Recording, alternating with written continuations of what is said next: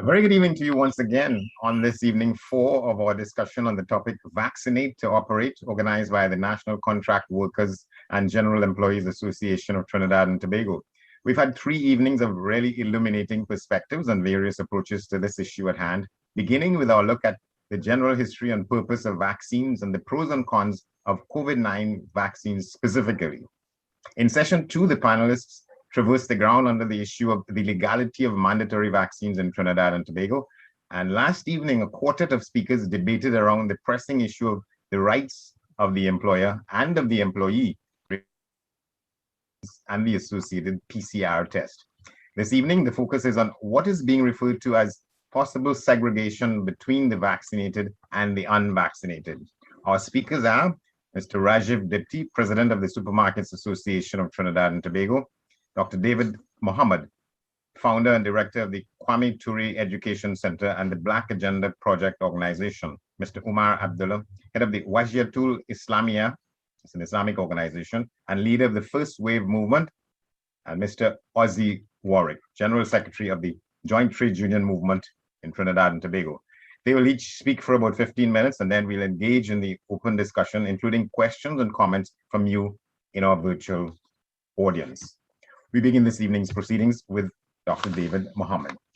Dr. Mohammed is the founder and director of the Kwame Ture Education Center and the Black Agenda Project. He's a sociology, psychology, and education lecturer, a radio and television presenter, newspaper columnist, author, prisons program facilitator, human resource manager, and Eastern Caribbean representative of Minister Louis Farrakhan and the Nation of Islam. He's frequently invited as a guest on sociological, historical, and current affairs topics across the US, the UK, and the Caribbean. He's visited 36 countries thus far, delivering keynote addresses, media appearances, and book launches, as well as being head of delegation on behalf of the Trinidad and Tobago Football Association. In addition to being a frequently invited guest speaker for schools, state agencies, and utility companies, he's also featured in numerous international online forums. His organization acquired 3/4 of an acre of state land in Trinidad in 2015. There they constructed a 6,000 square foot community learning institution, which was officially opened on May 26, 2018.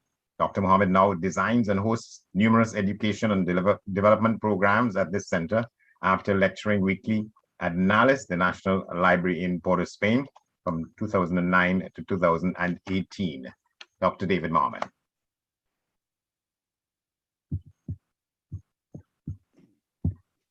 Thank you very much. I begin in the name of Allah, the Beneficent, the Most Merciful.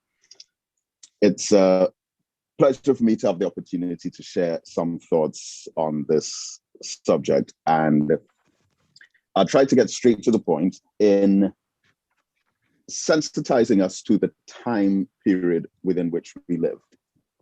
Because one of the most concerning features about this particular era is that change is taking place so rapidly. Change is always taking place. But what makes it even more peculiar now is that if we were to just look back to the last 3 or 4 weeks, or the last 1 or 2 months, we would see a constantly evolving narrative that today contradicts what it was claiming yesterday. We, within the last year and a half, have been told a number of things with defiant authority. And many of those declarations were forced to be altered simply because they were not rooted in truth in the first place. So I remember clearly hearing about a year and a half ago that Trinidad and Tobago as a society is not at risk of COVID-19 coming to these shores. It was even said in a somewhat cavalier, almost dismissive manner back in February 2020. It's unlikely that COVID-19 will come to Trinidad, and even if it does, there would hardly be much cases. A month or so later, not only was it here, but we actually shut down the country in a manner that we never did before because it was here. Around that same time, we were told we should not wear a mask. In fact, we were told to leave the mask wearing up to those frontline healthcare workers who have to deal specifically with persons who might be patients potentially. And it went from you don't have to wear a mask, even do not wear a mask, to wear a mask or else. Then the discussion of vaccines came, and it was said at the beginning, we would not be making these mandatory. And then next thing you know, they are being made mandatory. And as a matter of fact, our Minister of Education had said on August the 19th that over 2,000 children had dropped out of school in the last year due to the inability to make the transition to online learning for various reasons, but we know it was due to a lack of technology and availability of the internet. And then it was said these children would not be allowed to fall by the wayside, and a way can be found to return them to formal schooling. She said, there will be no distinction or discrimination between children who are vaccinated and unvaccinated in the school system. And she gave a very sensible rationale in that the vaccinated and unvaccinated will be mixing in the home. They'll be mixing in office buildings. They'll be mixing in public places. They'll be mixing in taxis and water taxis. So it will be inevitable, of course, that they will also mix in schools. It was less than 10 days later that that also had to be retracted now, where we were told that on October the 4th, the schools will open forms 4, 5, and 6, but only to the vaccinated students. So now we have to take everything that has been said to us and prepare ourselves in advance for the next 2 or 3 weeks to face a contradiction once again.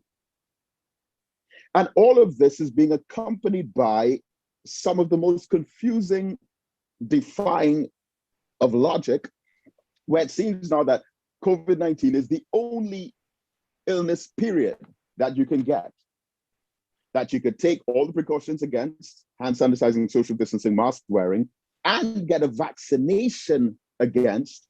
And then after all of that cooperation and following the rules, regulations, and instructions, still get it from an unvaccinated person who does not even have it. And then at first it sounded silly that the vaccinated are under threat to the unvaccinated, but it's like that old political adage that you repeat a lie so many, sorry, not adage, practice, that you repeat a lie so many times until it becomes believable and is actually believed. And so now we're faced with our backs being against the wall, having to address this matter now. And of course, persons, workers are approaching us one by one at their wits' end, wondering what to do about being bullied, being coerced, being forced, being threatened to still have access to their livelihood because they do not want to take this vaccine. And all of this has been on the backdrop of increased levels of suspicion because of the increased levels of suspicious behavior. I mean, historically, politically within our society, the poor communities, in particular the poor Black communities, have been last when it comes to government attention, service, and care. The community is last when it comes to quality roads, last when it comes to high food prices, last when it comes to low minimum wage, last when it comes to a reliable water supply or an electricity supply. So how come all of a sudden, in the face of all of that abandonment, rejection, and neglect from this state and its political agencies, now, all of a sudden, we're finding ourselves first up to take the vaccine? So something doesn't add up about that. And now all the inducements, get some fried chicken, KFC to get vaccinated, burgers and fries to get vaccinated. $5,000 in prizes being given away almost every day by Republic Bank to get vaccinated, land opportunities to get vaccinated. And now, to me, yesterday was like the icing on the cake where Dr. Anthony Parkinson actually said not taking the COVID-19 vaccine could now be linked to erectile dysfunction. Now, I guess that one would have been a calculated statement, because you put that out there, a lot of people are going to just bypass the logic altogether and then go straight, maybe closer towards the state achieving their goal. But my position on this is not so much rooted in a medical or pharmaceutical or scientific discussion. It is a human rights and civil rights matter. And how come that they're denying all of our children from entering a school to get education, but at the same time, you're not denying the same school children and their parents from going into the shopping malls, the hardware stores, and the supermarkets to spend their money? And I believe that as soon as it gets to the point where we can feel that dent in the pockets of the wealthy, I think that is when the law would be adjusted. So I want to bring our attention to one of the first arguments that we raised at the beginning of this conversation about mandatory vaccinations and this new form of apartheid within the workplace.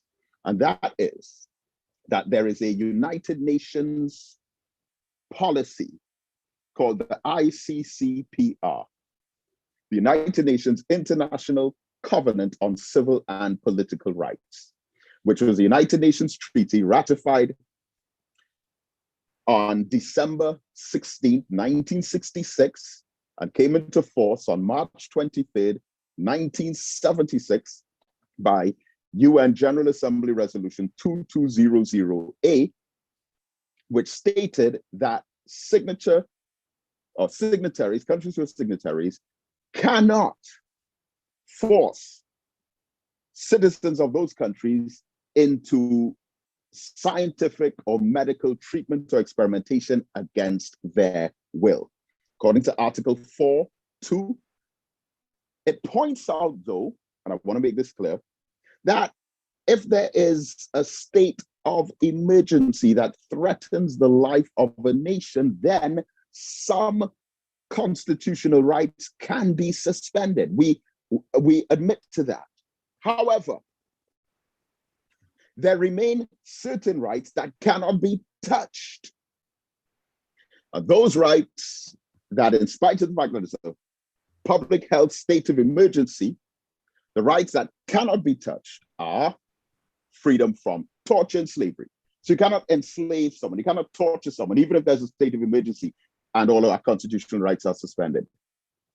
Freedom from retrospective law. You cannot go back into a case that has already been resolved and because of state of emergency, bring it back up. No.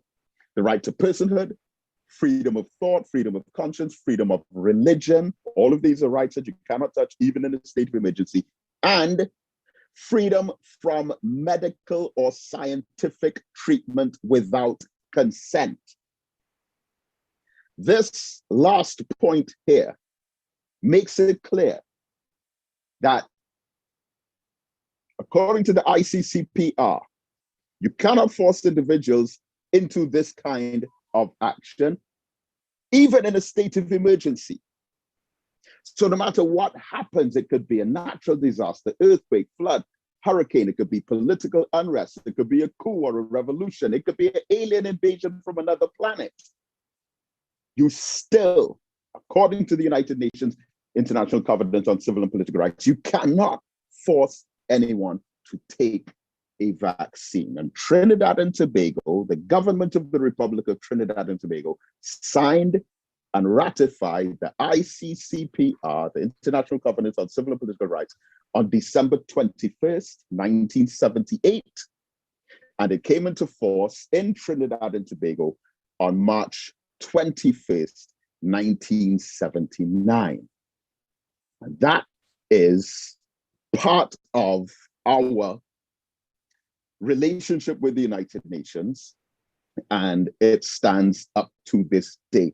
Now, of course, many people may not know that or be aware of it, and I am of the view, though not a legal expert, that if or in the event that these matters are challenged in court, initially there may be some resistance on the part of employers, but eventually, I believe, should this go far enough to the Privy Council or the Caribbean Court of Justice, even though I'm embarrassed to say that Trinidad and Tobago is one of only 3 republics in the English-speaking Caribbean, but we still haven't signed on to the CCJ as our final court of appeal. But you have Barbados, Belize, Guyana, and Dominica.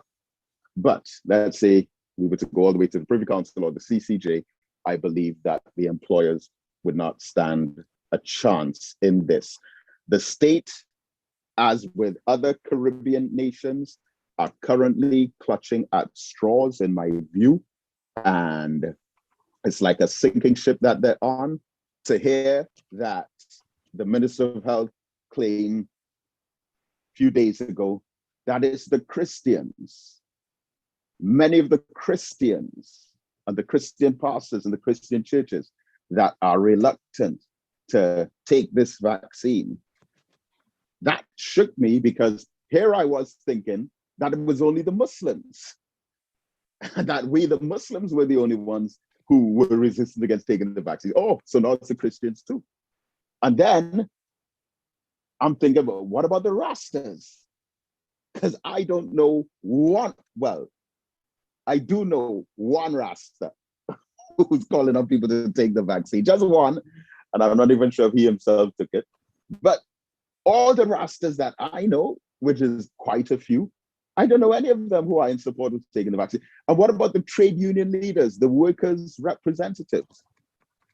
And even those who are actually taking the vaccine themselves, which again, I want to emphasize is not my primary issue. It is the forcing, the coercion, the bullying, the intimidation, the threatening of citizens to do something either against their will or even before they're ready. So it is on all fronts that people are concerned about their human and civil rights being violated. And this dark cloud looming that maybe it will be a case of similar to the Jim Crow laws in the United States, where Black people were subject. You think you need about a minute again? Yeah, just about 1 minute, exactly a minute, yes. So I close with this point, that we have to remain sensitive to the fact that we came out of systems of oppression and segregation and apartheid that through its discrimination created unjust conditions within our communities. We don't want a case where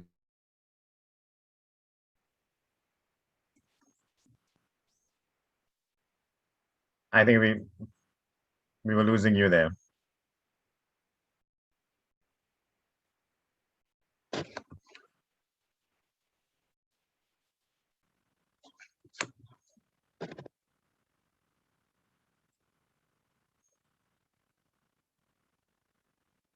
Something went wrong with your audio. This is okay. Good. Go ahead. You came back in. Yeah. Okay, great. So I just want to close asking the question: is this the kind of segregated society that we want, where we're putting family members against each other, colleagues against each other, workers against one another? Is it going to be where we have PNM versus UNC, but there's going to be a new UNC, the Unvaccinated National Congress? Is it going to be like the NAACP in America, but you have the National Association for the Unvaccinated People? Or is it going to be like the Black Panthers, the Unvaccinated Panthers? Is there going to be like a million man march, a million unvaccinated persons march? Are we going to make that distinction and differentiation between people in all these different communities and create even more hostility and division and conflict as if we don't have enough in our society? So I am 100% against mandatory vaccination, and more so the kind of ripple effect that it will obviously create, which will be obstacles against many of the progressive objectives of our society. Thank you very much, sir, Dr. David Muhammad. We move now to Mr. Rajiv Dipti, the president of the Supermarkets Association of Trinidad and Tobago. Is he in the frame? I'm not seeing him, but are you there, Mr. Dipti? Hi, Andy. Hi, good night. Good to have you. Let me just do a do some justice to who you are. An accomplished businessman, a registered pharmacist, and the current president of the Supermarkets Association of Trinidad and Tobago. Mr. Dipti possesses both an undergraduate degree in business management and a Bachelor of Science degree in pharmacy from the University of the West Indies. In addition to being an entrepreneur and a philanthropist, he's made immense strides at the helm of the Supermarkets Association, making it one of the most recognized and altruistic non-government organizations in the country. And he's been the driving force behind numerous humanitarian efforts, such as flood relief, feeding the frontliners, and donation of learning devices. As well, he has embarked on hosting of various symposia to further educate the public and has been an advocate for stable food prices. Mr. Rajiv Dipti. Good night, everyone. And I want to say thank you, Andy. Thank you for the introduction. Thank you to the National Contract Workers Association, Mr. Wendell Jack, Mr. Wesley Warwick, the previous speaker, Mr. David Mohammed, my fellow speakers, Mr. Umar Abdullah. Thank you all for engaging in this discussion. I think it's something that will provide a lot of credibility, a lot of discussion around things that are happening right now outside all of the other things that are happening, including the anticipation of the budget come Monday, which will be the next big thing that everyone talks about. And, we will all be in our various silos commentating on how that goes, but that's not what we're here for tonight. Tonight, we're here to talk about this issue of vaccinate to operate and to examine the issues that come with that. And, just to throw a little backdrop into it, because I noticed the former speaker went into that. I was monitoring this thing from as early as October 2019, because, when something happens in China, I always think back to H1N1, SARS, all the major things that would have happened to create some form of concern that it would go from epidemic to pandemic, and all of these other discussions that we think about when we think about statistics and all of and epidemiology and that kind of thing. And I have a background medically, so I could speak to a little bit of it where the science is concerned. So, when this thing happened and, everyone was saying it could not get to Trinidad and Tobago, I remember I myself was in a carnival party. Carnival 2020 was Carnival Sunday. And then this thing, all of a sudden, I remember a week later, 2 weeks later, we were in Prime. They were announcing some of the initial measures. The lockdown was happening, and a lot of the stores were getting together because there was a real buzz about how do we treat now with this thing, because we don't have any means. That's when the mask wearing, the hand washing, the social distancing became the three big pillars that we would eventually copy and paste from the first world territories, including Europe, North America, China, being ground zero where everything took place.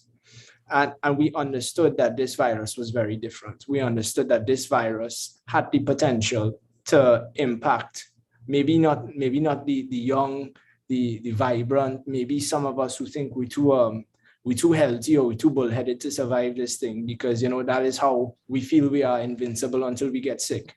And when we realized that it had the capacity to really affect the people we loved, to affect the people we work with, to affect the people in our family, that's when I was mentioning to some of my colleagues, I say, I'm sure some of these people don't wash their hands as much as home as they're washing it in the sink by outside by the grocery, right? I say I've seen more soap used in here than anything else. So we had some times, we had some experiences to share. We had plenty pan shite outside the grocery talking about this thing with customers and how this thing would continue to affect us. And it really was a time for deliberation, because, we talk about the economy and the 1% and all this kind of thing. The thing about it is this virus wasn't discriminating. This virus was affecting everybody. And we talked about it because, when the stores that remain open, the stratification, in my opinion, really happened with essential and non-essential services. If you really had to take the stratification or in that context, because we started to feel it. I needed the barber shop and the spa and the cobble maker and all these kind of fellas to be operating to make $1 to come and shop for the groceries. So when we started to feel it now, because everybody was living off their savings for a number of months, we were looking forward to the reopening as it was happening. And I remember that when the reopening came, we were very, very hopeful. Borders closed, this thing can't continue to affect us. But, we have leaky borders and there's a whole lot of forum. So when this thing continued, and the vaccines were being explored as of late last year. I mean, a lot of us were doing the reading. A lot of us were doing the exploring. And I remember that we were really, some of us mentally were so stretched that what they were calling the new normal was a sense of stringing out how much you could take from a management perspective, because that's where we were sitting with the staff trying to come up with the ideas and on how to make sure that if they got sick, that we could still open the store for the rest of them to make a living, because we had to start to split them up into teams and rosters. So this staff can interact with this staff, lunchroom staff to interact with warehouse staff. It was all kind of little huddles that came together in the whole thing. And when my team and I got together early this year and we saw that the vaccines, the initial successes that were being enjoyed with Pfizer, Johnson & Johnson, and Moderna, the big three out of North America, and we saw that the data was looking promising on the emergency use licensing, we said to ourselves, but this is something we really need to look into. And if anybody didn't recall, we were at variance with the minister and the Ministry of Health at the time in the import of these vaccines, because we really wanted to get them in to ensure that we could continue. We recognized very quickly that the way forward for the world to recover was something that would sit well, not just in Trinidad and Tobago, but within the fact that it would allow us to cross borders, to go back to traveling, to get back to places where we do have to wear a mask and this kind of thing. And yes, we understood that these vaccines are fairly novel, just like the coronavirus, and that it would impact. We also understood that living in the restrictions that were applied during the pandemic, which in themselves were very questionable, onerous, and in some cases draconian, but they were given to us against the backdrop of the precept that it would improve our health, ensure that our health was not in danger from COVID-19, but we could still get a virus, that kind of thing. So when this happened, and the vaccine discussion was happening, we held, I remember one of the first that we said we could get was Sinopharm, and we held a webinar, the pros and cons of Sinopharm. I remember at the time, this was not too well received, because the notion was, why are you going to talk about all the bad things that could happen about the Chinese vaccine, which were the cons? But what we said is that if people understood what the cons were, then maybe they could appreciate what the pros were. Because it's only by telling somebody all the bad things that could happen to them that you could tell them all the good things too. And that was our approach. And we found a very good buy-in after that, when persons were able to, really come and talk to us. And it's all about information. It's all about letting them know, listen, this is what could happen. And I mean, there's always the potential that something could happen. And I understand the religious freedoms, the civil liberties, or these things. But as of this time, we have to consider that close to 500,000 people or more in Trinidad and Tobago have taken some form of one vaccine or the other.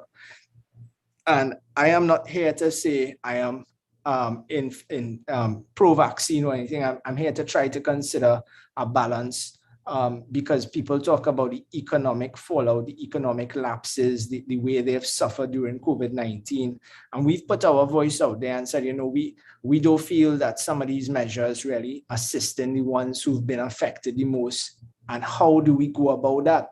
And the truth is, even when you look at some of the children, I feel very badly about the children. I feel like we've lost a whole generation in the last year or two in what's happened. You look at the bar owners, the forgotten gym owners, the forgotten casino owners, the forgotten recreational owners. That's a big segment of society, considering that we live in a tourism-based region. Whereas we might be oil and gas, but we might be heading back there soon enough if oil and gas to work out. I just pointing that out also. And the thing about it is that in my opinion, what really didn't help the situation is that the politicians were driving the narrative. When you have a press conference every week and you have ministry officials delivering the press conference, I believe that that was where they dropped the ball. I believe that that should have been led by the professionals in the medical arena who could speak to the science, because people want to listen to professionals and what they have to say, because what they have to say is what their breadth of knowledge is within the scope of the information that is available to them, to make sure that they could inform you of the best decisions that you could make in a personal capacity for you and yourselves. This concept of the safe zone is not something that is new. It is something that is being adopted further to what we're seeing in other countries right now. And it seems that this is something that is giving comfort to the strata of growing persons, which is the vaccinated. If you want to say close to 500,000 been vaccinated, and they are now saying they want to be in these safe zones. Some may call it a form of apartheid, some may call it stratification, but the reality is that this is what the virus has forced us into. And I'm not in, I want to put it on the record, I'm not in favor of mandatory vaccinations. But just as the same way that the unvaccinated will cite their personal, civil, religious, moral freedoms, the same way too that the others who have taken the opportunity and the chance and the risk of everything that comes with taking a novel vaccine into their body to allow for the antibodies to create the immunity for them, now so too, they also have to be given that choice, that liberty to say, well, listen, I mean, we don't want to be exposed. We want to unvaccinated persons. And I do think that, I mean, what we're hearing in the private sector is that we're seeing a lot of businesses taking precautions simply because they don't want to be shut down anymore, because they've been through that rigmarole and they feel that this is something, listen, we don't want to go back there. I don't think anyone wants to see restrictions rolling back now because of the pain that was felt during it. I think when we talk about recovery, people want to see good sense prevail. However, I think that education is something that is seriously fundamental to everything that must underscore the way we move forward. And me personally, I didn't, when I took the vaccine, I took it with my loved ones in mind. I didn't want to go back home to my wife and kid and be exposing them to something, because I interacting with a lot of people in the grocery. All right, can you have a minute? Yeah, and I want to say thank you, Andy. As always, I have a tendency to ramble, so I will leave it to you and to the next speaker. I hope I've added something to the conversation, and I hope that I could take away something from the other speakers as well. I think this is a really good discussion. And thank you. Yes, you've added something certainly very smoothly. All right, next up with us, Brother Umar Abdullah. He's an activist. He's the head of the Wajiatul Islamia, that's in the Islamic Front. He's the leader also of the First Wave Movement and the sole proprietor of UATT. He's a Muslim cleric and general consultant by profession. His work experiences include security administration and management, disaster management, counseling, gender issues and domestic violence, drug addiction, mediation and conflict management, project management, capacity building, leadership, real estate and property management. He's also a board member and secretary of the Franchise Layman Outreach Halfway Housing Program and chairman of the Bon Accord Action Council, also as a member of the United Prison Movement. Brother Umar Abdullah. I almost said Mullah. How are you, Mr. Johnson? Good times, good times. Good to see you. My other comrades and colleagues, Surajiv Dipti, David Mohammed, and Ozzy Warwick. Pleasant good night to each and every one of you. Greetings. And to the viewing audience, greetings to everyone. This issue of vaccinate to operate gives me a bit of a chill in my bones every time I hear it. In very early when this whole incident took place, when the COVID-19 entered our shores, a lot of things were said about this particular virus. A lot of statements was made. A lot of retractions was made over time. We would have heard, our brother Muhammad would have made mention at one point in time, the mask was actually scorned, and now it's mandatory. The issue of what took place in Wuhan in China that caused and led up to what we see is happening today has a bit of a history attached to it. And I just want to go back to 2010 when Bill Gates would have indicated in a speech that the next catastrophe would not be a nuclear war, but it would be a contagious disease. And he even hinted at reducing world population by the use of vaccines. In 2015, this was reiterated as well. And in 2017, we have heard Dr. Fauci and the Georgetown University in a lecture indicating in 2017 that this presidency, meaning the Trump presidency, would have to deal with a pandemic. Now, these things sort of raised the red flag with me and perhaps indicated that this vaccine, or these vaccines, what they choose to call a vaccine, was created for this virus. And we would have looked on in horror as time went by and our government started to institute or lay out laws and regulations as regards to this pandemic. Now, when the government would have adopted the slogan, "Vaccinate to operate," it signaled a very dangerous path. And that would have been a path leading us to a society, reminding us of what once was displayed very horrifically in South Africa. And that is racial apartheid. What we see happening today in Trinidad and Tobago and the world over is what I would term as a medical apartheid. Because there are and has been, as a result of government's policy, segregation in our society. We have information, and persons would have come to us, husbands and wives, having problems in their marriage as a result of these vaccine rollout. Siblings have stopped talking to each other. The very family structure has been broken down. And when the home structure is broken down like that and spills off in society, what we have left would definitely destroy us as a people. We have also seen where on the job, a lot of employees have been complaining to us day after day that they are being locked out of their workplaces.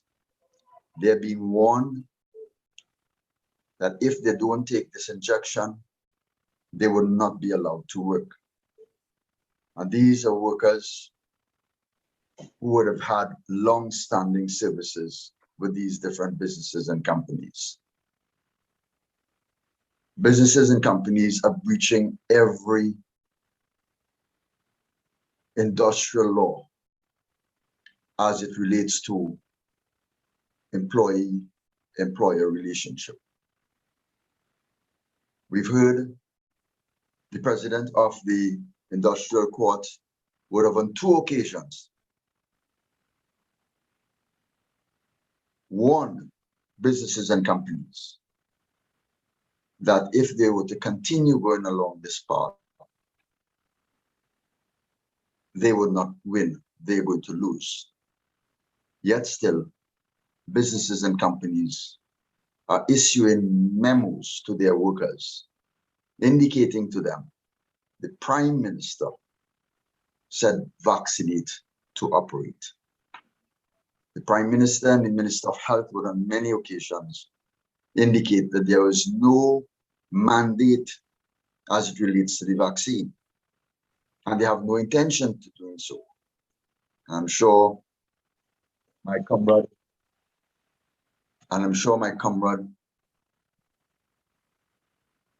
Brother Ozzy Warwick, would indicate that to us in that recent meeting with the government. They would have reiterated their position that there is no intention to mandate vaccines here in Trinidad and Tobago. But then why are the businesses and companies telling their workers that if they do not get this injection, they would not be able to work? A couple of weeks ago, we had to visit a site in Sandy Grande where the hospital is being built. A government agency, UDICOT, would have issued a letter to VAMED, who is the main contractor, that no one would be allowed on the site if they have not gotten the injection. We would have intervened in that matter and called the attention to UDICOT to respond in a clear statement what is their position when the Prime Minister and the Minister of Health, and we would have heard the Minister of Health indicating on an international platform that no one is being forced to take the injection here in Trinidad and Tobago. Everybody knew that he lied. But while he was given that interview, those workers were actually locked out of that site because they did not receive the injection. This is something that is very troubling and is very alarming. And we would have also recognized that come the 11th of this month, places of entertainment, restaurants, bar owners, gambling houses, and so on, would be allowed to reopen to the vaccinated public. The vaccinated public represents just over 30% of the people of this country. If we analyze and we dissect that 30%, or that just over 30%, we would understand that part of that percentage represents school children who do not have buying power. So we take them out of the equation. Part of that equation also includes the pensioners, old age pensioners. Take them out of the equation, they don't have buying power. And then we have those who would go to the supermarket, buy the groceries, and go home and cook their own food, the conservatives. Take them out of the equation.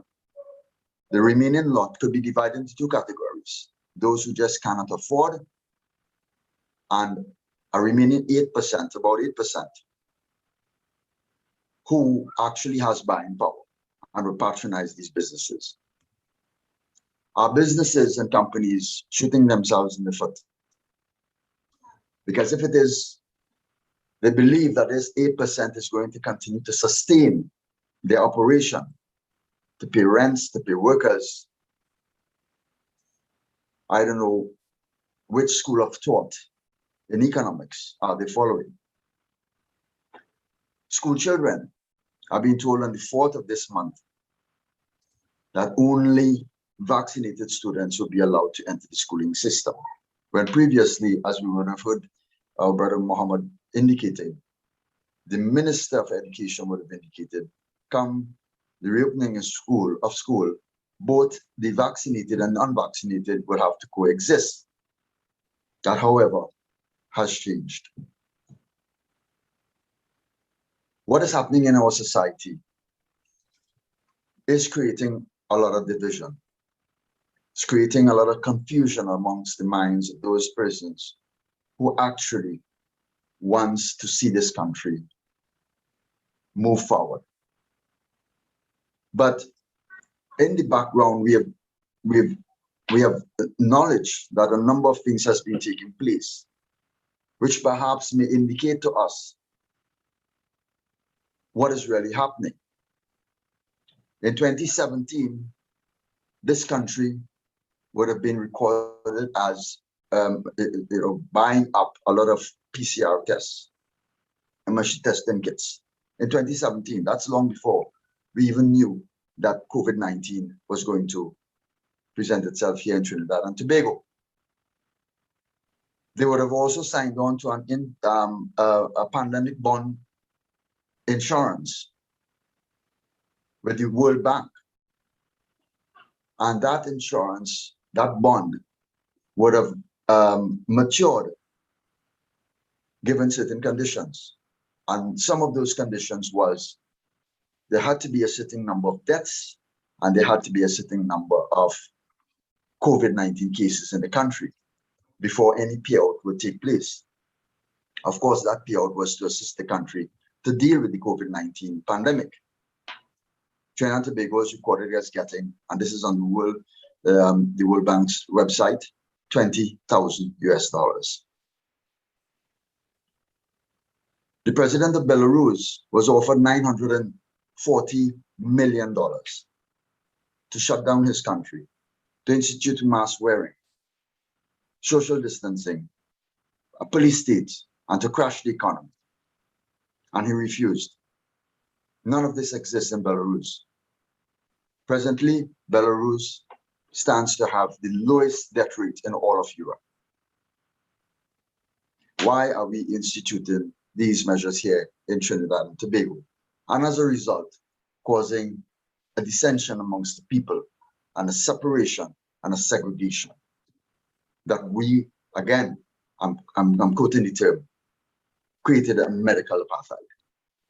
We all know the evils that come with an apartheid.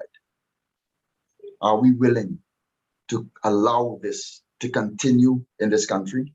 The Prime Minister has gone on record as saying, giving students the authority to disobey their parents and to take the injection. Principals, we have gotten reports, have pulled the students by themselves, encouraging them to disobey their parents and take the injection. You have about a minute. Yes. And Fatima College, just over the weekend, had a secret football match. Both vaccinated and unvaccinated were allowed to attend and to play this match. But come Monday the 4th, the unvaccinated will be left out of the schools. This, what is happening in Trinidad and Tobago, has to start. And we would have spoken to a number of attorneys, and all of them would have cited the very same thing to us, that the only possible path, apart from presenting a legal case in the courts, would be for the people to come out and to express discontent and to influence government to change their perspective and to change their position. Thank you very much, sir. Omar Abdullah, head of the Wajiatul Islamiyah, the Islamic Front in Trinidad and Tobago. We're going to hear now from Mr. Ozzy Warwick. He wants to be known simply as the General Secretary of the Joint Trade Union Movement in Trinidad and Tobago. Go ahead, my comrade. Yes, thank you. My comrade, my brother, Andy Johnson. I would like to thank the organizers for having this National Contract Workers Association. I'd like to thank them for this initiative. I think it's a great initiative. I would not be very long because I think my previous comrades and colleagues who spoke really, gave a comprehensive presentation. So I would not be that long. I just want to start off by stating the Trade Union Federation's position. And let me get that out of the way. So the trade union federations firmly believe in a person's right to choose. Okay. So the movement is not caught up in this camp of vaxxers, anti-vaxxers. We believe in a person's right to choose. And therefore, we are vehemently against mandatory vaccination in all its various manifestations, because it is as though there's a statement that there is no mandatory vaccination, national mandatory vaccination, that there is a voluntary vaccination program, but you have entities and businesses clearly stating that if you're not vaccinated, you cannot work here. If you're not vaccinated, you cannot come here, cannot come in this space, okay?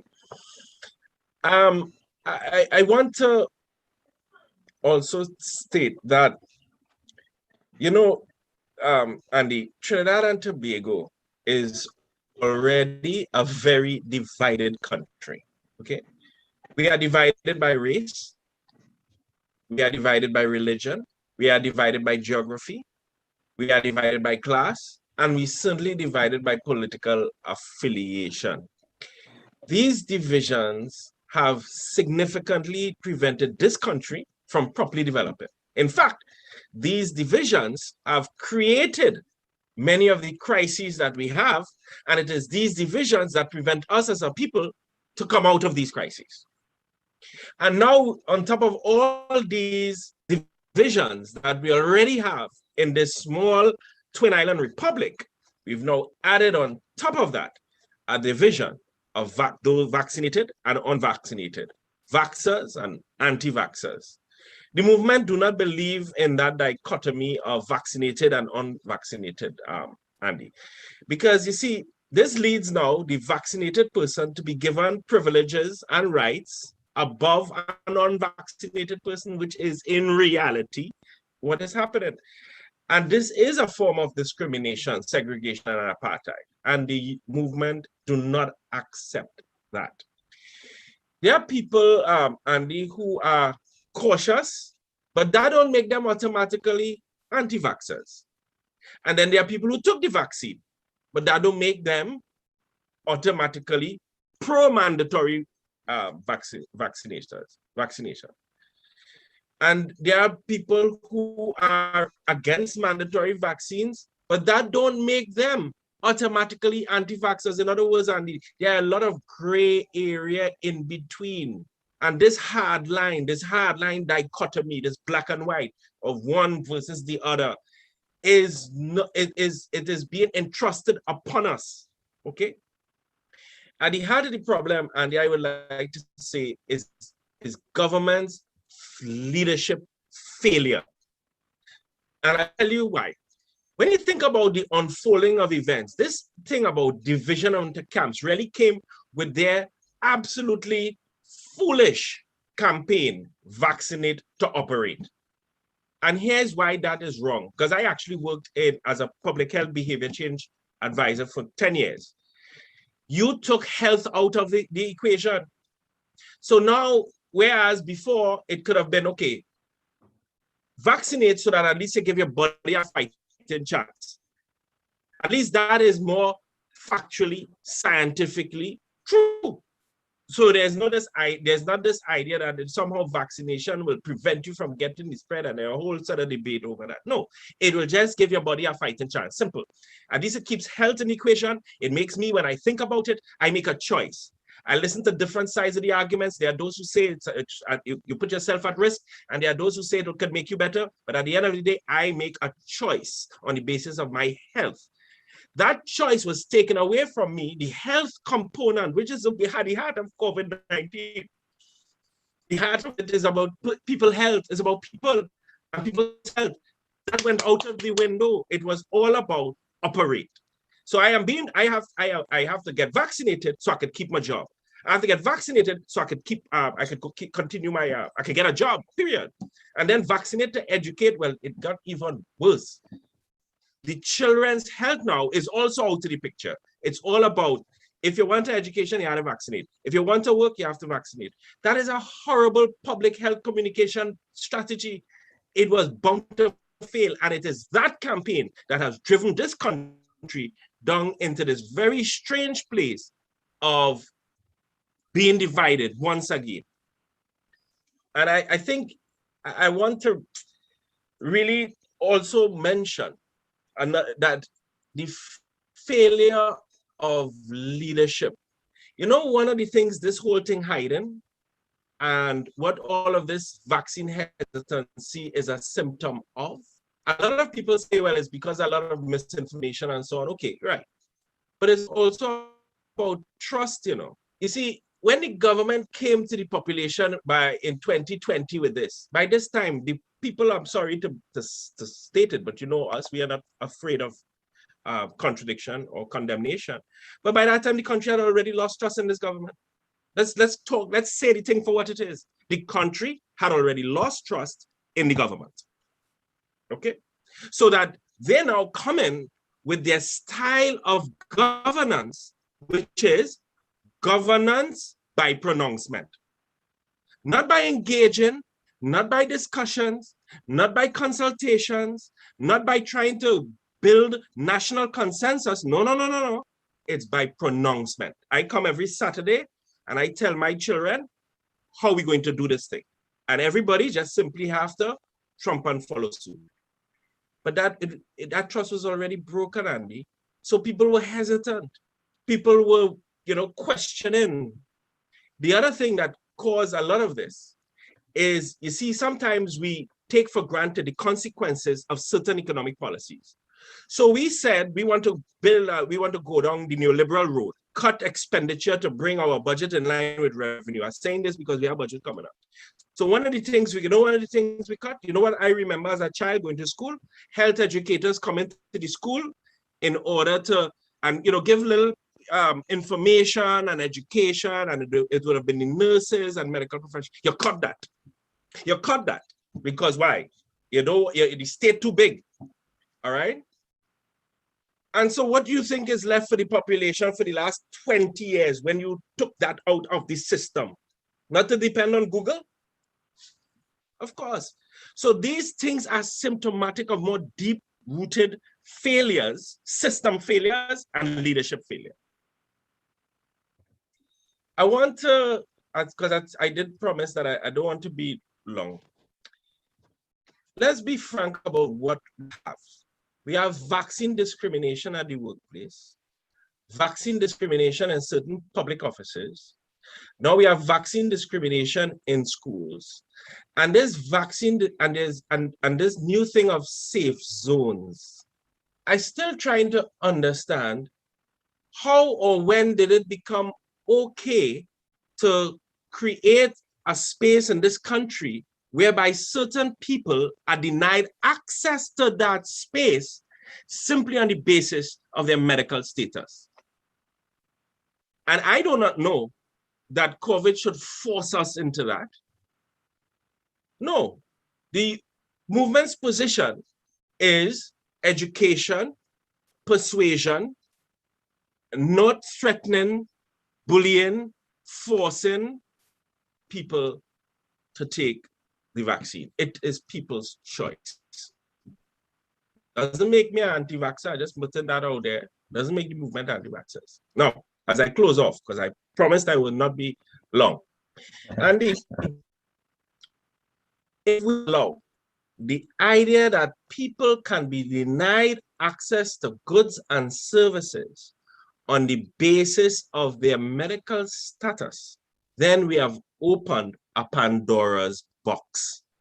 Because the rights that Brother Mohammed spoke about, which were contained in the International Covenant on Political and Civil Rights, it's not just a document, These were rights that were hard fought for and people died for it, It came in a post-World War II world where the world, with the cost of the millions of lives, defeated fascism.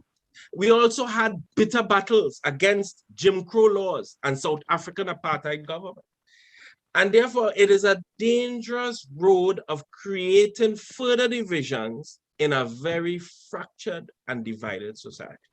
And I find it interesting. I heard Mr. Ramjit, I believe, from the Supermarket Association, because here's what I'm thinking. But supermarkets were the ones that were open. Yes, Mr. Rajiv Dipti. Dipti. Yes, thank you. If I recall, supermarkets were one of the few places that continue to be open. Granted, limited time, and therefore this was even for vaccines. Vaccines came, some people were taking vaccines and so on. So is it now, after a year and a half of operating with your workers and your customers, vaccinated and unvaccinated? Well, before it was nobody was vaccinated, but they were operated. That now somehow it changed and our customers and our workers going to be denied working because of their medical status. So, Andy, I would just like to close by saying that at the end of the day, it is about what kind of society we want to create, and whether going down the road of having certain people have access to services and goods as a result, or on the basis of medical status, is the right road to go for a country to say, quite frankly, you know me, done going down the wrong road already. Thank you. All right, thank you very much, Ozzy Warwick. Okay, let's really discussion open now for among the four of you. I just want to say one thing. David, when you were speaking, you talked about the changing information that we had from the beginning and continuing up to now, and to what extent you don't want to consider the fact that information was being developed sort of on the fly, as it were, because the virus, first of all, it was called the novel coronavirus because they didn't know what to call it, and then they found a name for it, COVID-19. So that things were changing as we went along. So I'm not here to enter any defense for the government, but it seems that is critical to take into account. And then the real issue is about the fact that some people were probably scared, witless.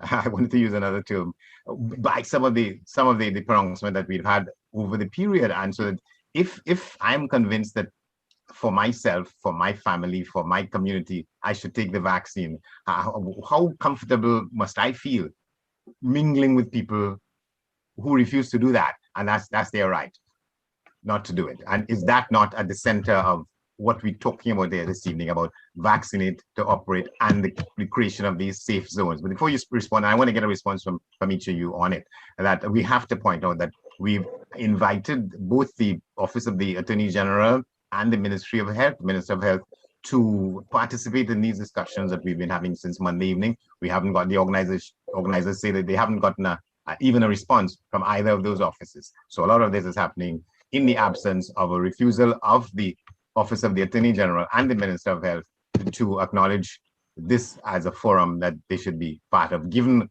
what we have been discussing here over these last 1 hours. David, start with you. Well, first of all, Mr. Johnson, I mean, you should know better. The election isn't due for another 4 years. I mean, come on, right? But I totally reject, though, the position that it is a new situation that we're in. It's a novel virus. Information is coming to us in bits and pieces. But isn't that what they call it? A novel virus? Because they couldn't find a name for it. They didn't know where it came from. They had to study it and so on. And then they came up with something. But go ahead. Right. So I totally reject that position for two reasons. One, because the tone and vocabulary that was being used to transmit the messaging to the public was in a very defiant, matter-of-fact way. There was no humility in it. It was stated with authority and certainty that this is the case.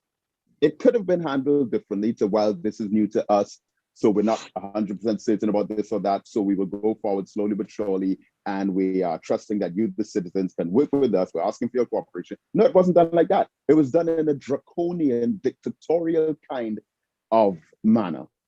So there was no sense, even though you and I, and we all know that it was something that was newly emerging, but there was no indication of that. It was as if these are the facts and the only facts, and they will not change. And the second reason that I reject that position is that when we talk about censorship, most of the censorship, or a significant portion of the censorship, was not an attempt to silence the voices that were uttering so-called conspiracy theories. No, that was just part of the problem.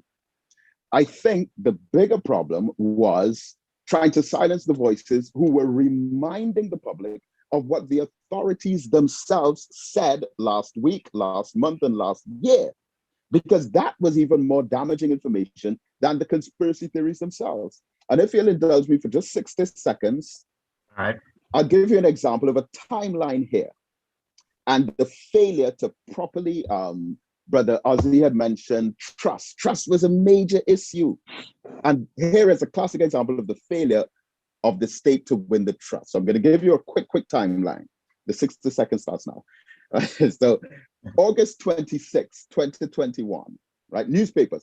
And again, this is not from the conspiracy theories. This is from our local media and our local Ministry of Health press conferences. August 26, a report came out. Trinidad and Tobago schoolboy diagnosed with pericarditis after receiving Pfizer vaccine. All right. That was mentioned like once and swept under the rug. Then August 27, Guardian newspaper, second child has mild adverse reaction to the Pfizer vaccine, in brackets pericarditis, but another child was hospitalized.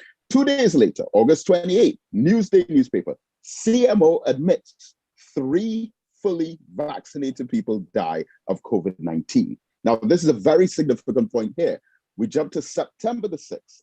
Grenada, beautiful Grenada, after having a year and a half of the COVID-19 vaccine, had a total death toll of 5 people. 18 months of the virus, 5 deaths. Then mysteriously overnight into September the 7th, their full year and a half death toll doubles in less than 24 hours with 7 new deaths. Now, on that same day, Dr. Avery Hines at our press conference with the Ministry of Health said, and this to me was the most shocking of all information. It's a miracle that more hasn't been made out of it. He said that the way that they tally up the COVID-19 death statistics is not so much people dying from COVID, but it's people dying with COVID. So for example, if you die from a heart attack, cancer, stroke, diabetes, and you tested positive for COVID-19, you will be listed as a death from COVID-19. And it's obvious that that's what they did with Grenada. Then September 7th, TTT reports 2 fully vaccinated persons tested positive for the new Delta variant. Now, 4 days after that, the Nicki Minaj issue broke out. And even though Trinidad and Tobago was embarrassed globally for it, the VAERS website showed that there were 50 reported cases of testicular issues from taking the COVID-19 vaccine. That's what Pfizer said, not what Alex Jones of InfoWars said. And then finally, last one that I look at, because there's a lot of information here, September 15th, the mass report of the teenage son of Marva Pescier. Teenage son got the Pfizer vaccine, fell off his bed with a massive stroke, bleeding in the brain. Now, when you corroborate, because this is what is missing, corroboration. When you corroborate all of those facts together, pericarditis, children getting sick, children dying. We have a case of one of our own members. Her mother died in Tobago.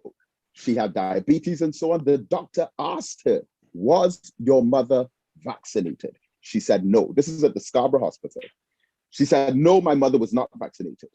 And then the doctor told her in plain terms, he was polite and courteous and everything. He said, your mother will have to go down as a death from COVID-19. They didn't even test her. Right. But they said by the fact that she had these if I don't intervene here, I'll have to give everybody the same amount of time yeah, of course, you're getting. Of course, and then of course. But I think I made the point. Yeah. Yes, but I think I we'll made be the done point about before the we move from there. So and they haven't what is your response to that? any of this information yet. Yeah.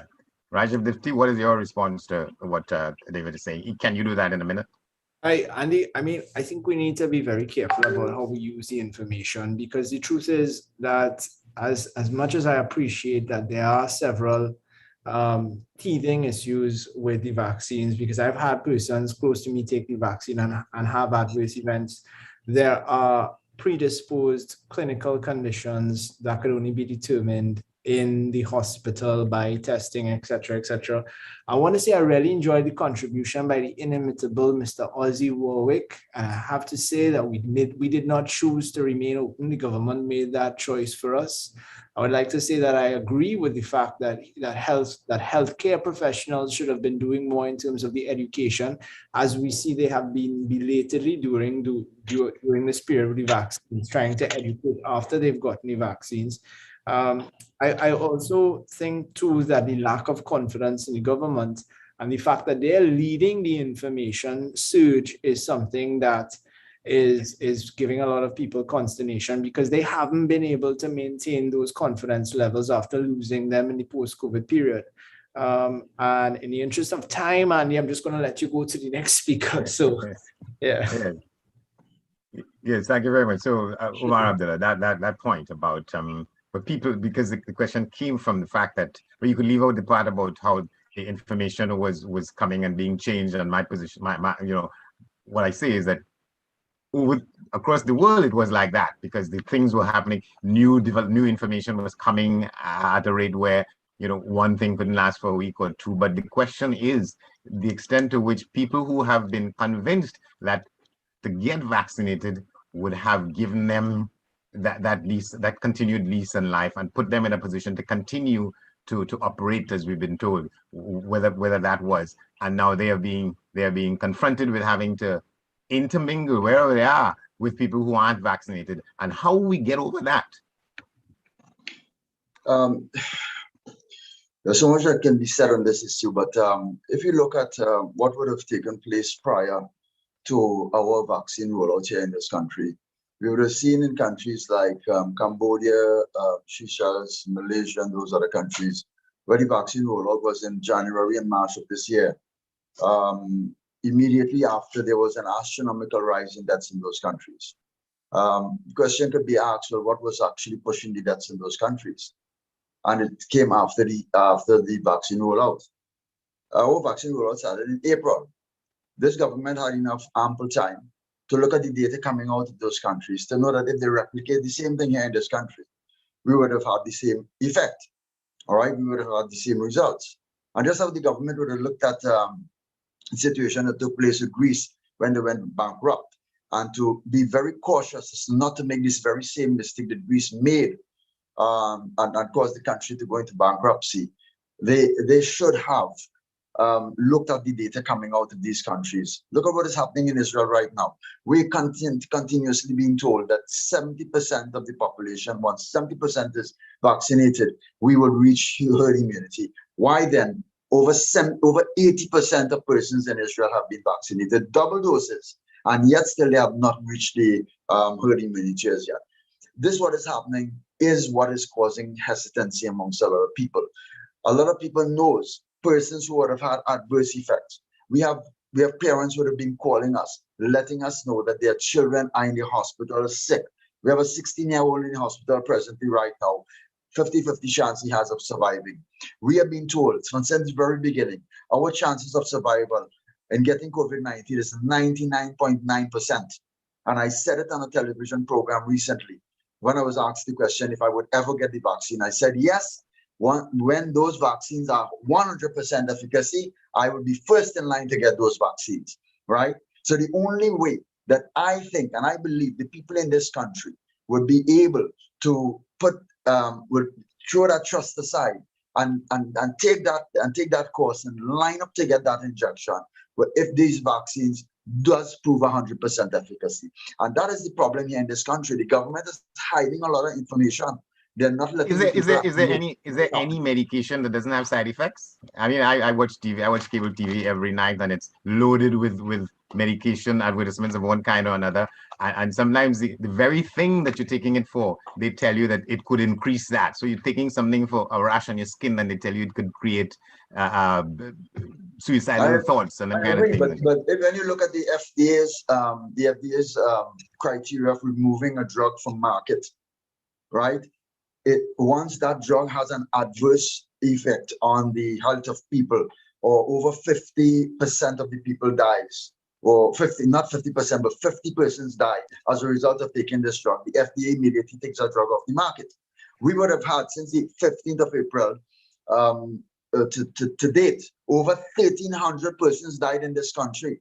I'm not saying that all of them died as a result of taking the vaccine, right? But it took place during that period when people were being vaccinated. This government, on the 13th of April, on the 13th of May, in fact, issued a press release asking all old age pensioners to go and take that Sinopharm vaccine. When on the 7th of May, the very WHO that was advising this government, and they were guided by the WHO, said that there is no efficacy and no data on that age bracket. None. And you would still tell your population to go and take that vaccine. The Minister of Health would have been asked on a television program, a morning program, why it is government is hesitant in using the ivermectin as an alternative treatment for COVID-19. He told the reporter, he said, because she indicated to him that WHO has approved the use of the ivermectin. He said, no, they only approved it for clinical trials only. Well, then why, if that's your argument, not to use ivermectin, why are you using drugs or injections that is still in clinical trial stages? Why are you still using it? All right. I think one of the arguments was that ivermectin is for horses and pigs and that kind of thing. But I want to come to that's what they're telling you. But ivermectin has been proven to work in a lot of countries. India. Okay, I want to come with, and that's part of the debate as to where the information coming from and who is taking what and who is not taking what. But as you work, I think the central issue this evening is the question of those who take the vaccine and those who don't take it. And people are saying that people who have taken the vaccine have as much rights to say who they want to hang out with as those who don't take the vaccine, and that is a real issue in the present context. Okay, yes, because I was wondering, when we come back to topic, I want to make full disclosure. I have taken the vaccine, all right? So I need to make that clear. And I'm not in that debate. What concerns me is that people have already made a choice. So there are people who have made that choice to be vaccinated. And there are people who have made the choice not to be vaccinated. There are people who have made the choice, haven't been vaccinated, that they don't want to align with unvaccinated person. That's a personal choice. I mean, that's your personal space. It is different. However, when we start to talk about public spaces, when we start to talk about terms and conditions of employment, it has to, so in other words, because we have unfortunately gone down this wrong road already, we already down the wrong road. So we're now trying to grapple to come out of it. And that has to do with how do I treat, if I'm vaccinated, how do I treat whether my co-workers or my family who have made the choice not to be vaccinated. And what you're seeing actually is that there is this sort of feeling of almost bordering on superiority, that something is wrong with you because you have not decided to take the vaccine. And that is fueling discriminatory and, well, I would say discriminatory policies. And I think that is the dangerous road that I would like to see us as a country come off of that road, because it's not going to end well. Trust me. Because it speaks to a question from somebody in our audience asking, do you think that the proposed safe zones for cinemas, gyms, bars, and bars are inherently discriminatory? Let's come back to you, Mr. Dipti, on that. We go around the table on it. Yeah, Rajiv? Right. So thank you, Andy. One of the questions that I have myself that maybe some of the other panelists could address, while I will take that question, Andy, is what then is the alternative policy? Because we've seen that these policies have originated in the first world countries, and there are a stopgap measure to kind of getting back to some semblance of normal, because people are using this word very loosely, normal, new normal, and pivot and all this kind of thing. I think that the safe zones for cinemas and bars, and again, it's based on the recreational aspect of those areas, where in a cinema, it's unless we're having a seat in between persons, they'll be operating at reduced capacity to maintain some kind of So then what do? Do they implement social distancing in the cinema, where part of a popcorn and a drink is part of your experience? Then what do? Take off the mask, consume it, put it back on? It raises a lot of questions, really. And is it discriminatory? I think we need to look at the safe zones. I think that the vaccinated and the unvaccinated people human beings have a way of attitudes and platitudes to treat with certain things, and stigma and discrimination is unfortunately part of that construct of the human being. But I think when it is fueled by narratives, especially political ones, instead of social and medical and perhaps the literature that could guide it, I think it becomes inherently inflammatory, and that is one of the dangers when these positions are fueled by the government. And I think too that it is something that needs to have a more of a stakeholder engagement, as a couple of persons here would have said tonight. But what I would like to hear is what works then? What, if not the safe zones, if not that, what are some of the recommendations that could come out of this to guide the government in making the decisions? All right, thank you very much. So let's get a response to that from you, David, and then one from you, Omar. What should be the alternatives? Right. Now, as far as solutions are concerned, of course, there's so much that could be discussed on that, but I'm just going to look at one area, which is education. We run the Kwame Ture Education Center, and of course, we have had open face-to-face classes as well as online classes, a blended learning system, synchronous and asynchronous. But when I first heard about the October 4th proposal for students forms 4, 5, and 6 to come out and only the vaccinated will be allowed in the public schools, my immediate response to that was, okay, I'm not going to complain and fuss and argue and fight and waste time with them. My proposal on that is that the Ministry of Education, by extension the government, invest just as much with the public campaigns about getting people to take the vaccines. There has to be an investment in educating, sensitizing the public on the options for private candidates to register individually to do CXC and CAPE exams, and to also offer some kind of guidelines for homeschooling. There are enough statistics out there regarding homeschooling that have shown remarkable success levels. If you're going to tell the public that some of you cannot come into the public schools and others among you can, then you must embellish what the alternatives are. Homeschooling, private candidate registration, and the Ministry of Education has to meet private candidates halfway somewhere along the line to assist in the efficiency of the entire registration process. And finally, I think that we can use the approach that Barbados used. Yes, they were saying mandatory vaccines and all of that the same way as us. But their prime minister came forth and said, we have listened to the public. We have heard the public.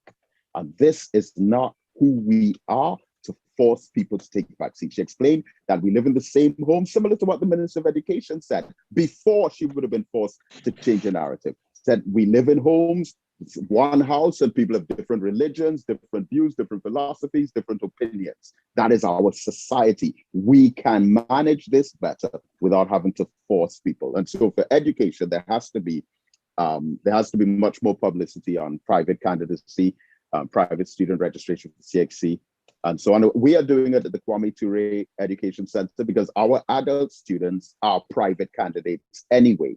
And our school attending students are registered with their schools to sit exams. But so this has to be across the board. So Barbados is not going to institute any safe zones and any situation of vaccinated here and unvaccinated not here. That's your sense. They're not going to do that. But that's what their prime minister announced. Yeah. At first they said it, and then they pulled. Well, I don't want to say they pulled back, but the prime minister said, we have listened to the people. And we have heard what the people have to say. And therefore, we will not be trying to force or mandate anyone into taking the vaccines, because that is not who we are as Caribbean people. And I All right, agree with this sentiment yeah. 1000%. Okay, here's a question from someone in our listening audience. It's directed to you, Omar, but I will ask both you and Aziz to respond to it. Given your contribution here tonight about the segregation et al., and if doctors and scientists are saying that the vaccine is one of the key instruments on protecting yourself from the COVID-19, and the entire world seeks to be heading in that direction, what advice would you give to those in the population who aren't vaccinated? Hasn't Omar? there been more publicity on that? Omar, let's The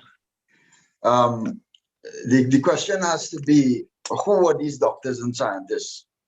And who are they working for? Who are they representing? I listened to a radio program some time back, and a comment was made that if 7,000 doctors says that a patient has cancer, and 100 doctors says that this patient does not have cancer, whom would you follow and whom would you take the advice from? My question to that radio announcer was, who the 7,000 doctors represent and who's paying their salaries? And the 100 doctors who's paying their salaries. The question has to always be asked, what is propelling government to do what they're doing? And we're seeing a lot of lies, deception, and misrepresentation of the truth. In this very schooling situation where we have the unvaccinated and the vaxxed, teachers, according to the FDA, has indicated on their website that teachers and frontline workers are most at risk to spread the COVID-19 virus. Yet, teachers are not being asked on the 4th of October to declare the vaccination status. So teachers who have not gotten the vaccine are going to the schools, and according to the FDA, they are at risk of spreading this COVID-19 to the students. Yet the students who are not vaccinated are not allowed to go to school, when medically and scientifically, we know for a fact that young children, young persons, has a less than 0% of spreading COVID or getting COVID-19, right? Where is the science? Come on, convince me, government. Prime Minister Rowley, the Minister of Health, convince me that what you're telling this country is the truth. And I want to get back to the original question. How do we move forward as regards to what advice do we have? My advice is for this government. My advice is for this government to talk the truth. Be truthful. Come with the truth, and do not hide what is happening. This government had a responsibility to set up a bias reporting system in this country. They never did that up until now. If you ask any one of the medical professionals in the government, the Minister of Health, the Prime Minister, how many people took the injection, got an adverse effect? They cannot answer that question. Mr. Andy Johnson, you tell me if this what we are experiencing in this country is fair and just. Ask them how many people got the injection that died. They cannot give you that answer. How many people have taken? Every single day they're telling you that people died of COVID-19. Yeah, for refusing. Yeah. And there's a big ad in the paper a couple of Sundays ago, a wraparound, as we call it in the business. And inside the back page, there's a figure, there's a big figure, 99.4% of the people who have died of COVID are people who did not take the vaccine. You don't accept that? No, I don't accept that. I don't accept that. According to the Pfizer fact sheet, let me tell you something. According to the Pfizer fact sheet, every single person who receives a vaccine in this country supposed to be given that fact sheet. Supposed to be informed what are the health risks of taking the Pfizer, right? And it is stated clearly on that fact sheet, right? That students, that there is no data, there is no the extent of the effect of this vaccine is unknown. How can you allow children to go and take something that has an unknown effect? How could you? And you're telling me that we're still asking questions about a way forward, and what should people think about this government, and what should people do and what they should not do? I am standing in a safe zone right now. And that safe zone is telling me to look carefully do my research, and get the facts. And that is what I've been doing all along. And my facts tell me, according to my mathematical mind, right? I went to school and they taught me numbers well. If I have a 99.9% chance of recovering from COVID-19, why would I want to take a vaccine that has a 95% chance of recovery? Why would I want to do that? All right. Rajiv, let's come to you. And you made a point during your presentation that you took the vaccine for yourself and your family. And that was one of the things that we were being told. Take it not necessarily for yourself, but for others around you and others with whom you have to come into contact. How strong you think that message still is if we have so many people who are observing their right to freedom and to choice by saying, I don't want to take it? And yeah, I listened to the comments by my comrades, and there is an ounce of truth in the things that some of the facts might be missing. As a medical professional myself, I can say that I perhaps was able to discern some of the information brought to me a little bit better than others who may not be able, because this is very much a medical issue, and the average layman will have a lot of, I can give you an example. We ran that mass vaccination site at in Shagona Spice Center Point Mall. And one of the things that we started doing in the very early stages was an information booth where we could do counseling, just to talk to people to understand what some of the hesitancy was about, some of the questions about the vaccines. And we did as much as we could with the information that was available to us. I think somebody's mic is on, if they could just mute it. And the thing about it is, the reality is that a lot of information needs to be shared. A lot of things we need to talk to a lot of people. And I do agree that a fact sheet is something we would look at. But I mean, when we look at some of the testing that is taking place, it is certainly, a worry to me. I know a lot of people that took it for their families and their loved ones. I'm pro-vaccination, and I say that because I look at where the decisions by our government might lead us into an economic crisis. And as much as we balance the lives and livelihoods aspect against which many of these issues are couched, when we think about, am I going to have a business to run next year? Am I going to have, and these are some of the concerns people are asking themselves. Am I going to have a job to go back to? Am I going to be able to put food on the table? And, it's really, at its crisis, a very, very existential thing when we think about what we have to do to get back to that, and not necessarily what we have to do, but what we're being told that we have to do. And perhaps the leaders could be a little bit more straightforward with us, but we have to keep in context that this is a global situation, something that has evolved, something in which I've read countless articles with world news and this kind of thing. And as you so said, the information is very fluid. It's changing a lot. One day the vaccine good, the next day it bad. One day somebody else crash. I've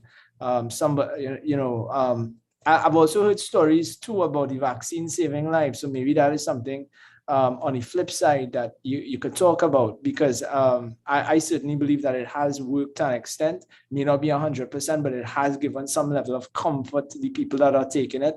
And again, I would say that people have made a choice, as Mr. Ozzy said, people have made a choice. They've either decided to take it or not to take it.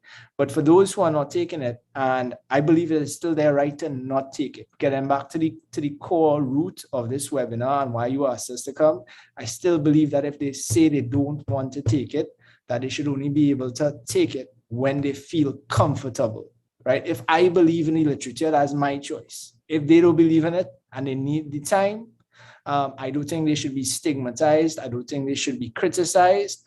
But certainly, just the same way we work with Sharon, same way we work with students, the same way we work with staff members, the same way we work with our peers and our family members, let's work with them too. Let's see, if it's something we could do to make the situation more comfortable. Because, regardless of everything that we say here tonight, Andy, this is just something that's going to take time and it's going to linger.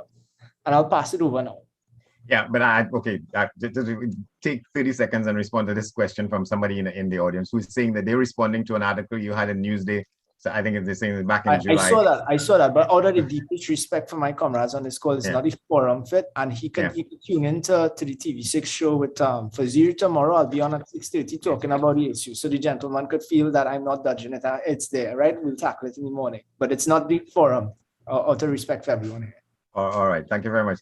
Again, I'm straight open here. I'm quoting from this is I think Ozzy, you made reference to or one of you or two of you to the pronouncements by the president of the industrial court, in which he was saying, well, there's no policy and it can't happen without a policy. But there's a pull quote from that article. I think her entire speech was carried in the Express a couple of days afterwards. This is her quote here: while there are no express provisions in the Industrial Relations Act of Trinidad and Tobago for COVID-19 vaccination policies to be introduced in the workplace as new terms and conditions of employment, our legal framework provides for the introduction of new policies, new terms and conditions of employment, and new working arrangements through the collective bargaining process. I think that's the thing in there. That's the cog of which we'll turn. But she said through that process, such policies and arrangements, in my view, include vaccination policies. So on last night's discussion, we were wrapping up, and people talking about the Minister of Planning saying, well, we don't have a policy. And my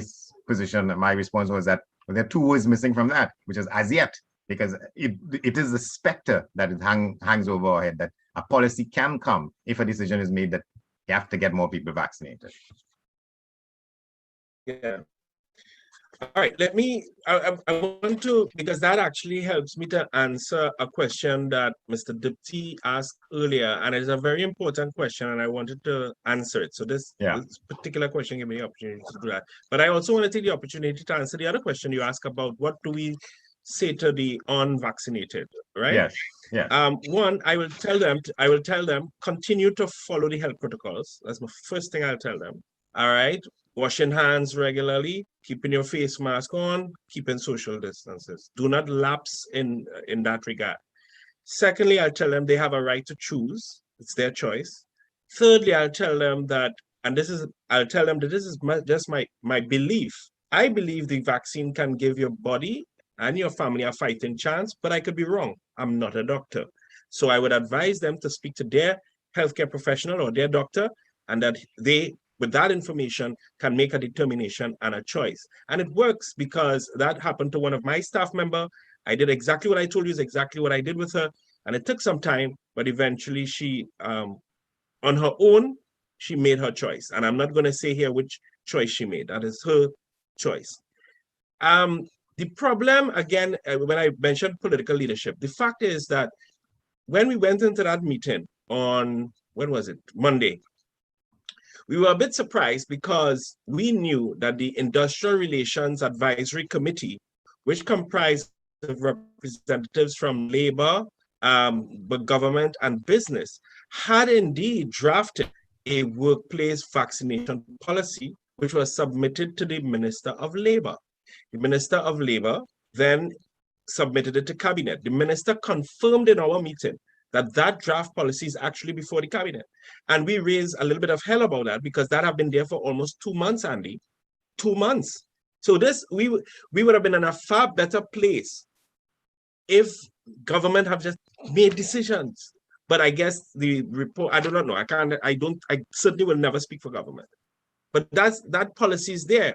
And that policy is what will help answer Mr. Dipti's question, because a few things just to share. One is that there has to be greater engagement between the employer and the workers in a continuous manner, because he is right, it takes time. Secondly, that there should be protocols for persons who are not vaccinated, and that there should be what we call site-specific vaccination policies, which are based on a risk assessment approach. So it's not arbitrary. It's not based on, I don't know, information people get from God knows where, but rather it is following the proper OSH procedure, occupational safety and health procedure, which should not fly out the window because of COVID, where the employer and the employees go through a process of a risk assessment, and on that basis determine whether they sanitize on a daily basis, twice per day, maybe once every other day, depending on the risk, okay? And there are other measures, in other words, other site-specific measures that could be put in place, of which vaccine is one of those options, an option. But the measures, the usual public health measures, as prescribed by the WHO, should continue to be followed. Yes. Thank you. Umar Abdullah, and add to that the question about we getting to the stage where we may have to, well, the government certainly may have to declare a public health emergency around COVID-19. And you said earlier that you are sort of part of the leadership of a movement to get people to raise their voices up, and that may have to, the stage for that, the slate for that may have to be broadened if you're going to take all these issues on board. Yeah.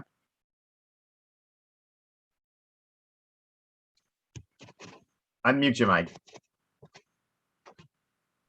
We are not advocating that people do not take the vaccine. What we're saying is that we are pro-choice and we are also pro-safe. And that's all we're asking. And we're asking the government to give people that right to choose. Okay? Let us not breach our patient charter here in this country, 23 rights that our patients have in this country. And you made a very important point earlier on, where a lot of drugs have been advertised on television, and all these things have side effects and so on. But the difference with those drugs and these vaccines is that we are not being forced to take those drugs. We have a choice. You understand? And that's why the advertisement is like as such, because people are being advised. If you buy a packet of cigarette, you see on the packet of cigarette, the general surgeon says, the use of the cigarette is unhealthy and all of that and so on and so forth. So the people are given the information and they choose.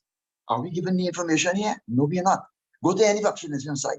None of those vaccinations are they giving you that information. They're not being told.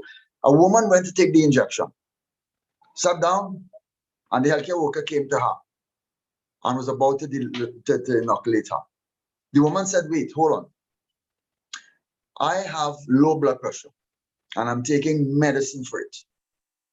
Would this have an adverse effect on me?